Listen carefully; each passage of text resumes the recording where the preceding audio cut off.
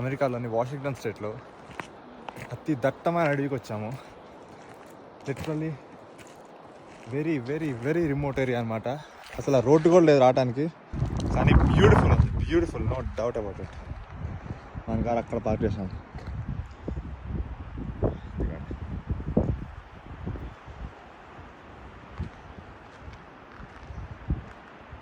ఒక్క మనిషి అనేవాడు లేడు ఇక్కడ. జింకలు మాత్రం చూసాం, ఒక 4-5 జింకలు ఉన్నాయి. నేచర్కి చాలా దగ్గరలో ఉన్నాం. బట్ సో ఇక్కడికి రావడానికి మనం చూసారా ఎట్లా రోడ్ ఎంత దారుణంగా ఉందో. మొత్తానికి మన కార్ అయితే బస్సు పర్ఫామ్ చేస్తుంది.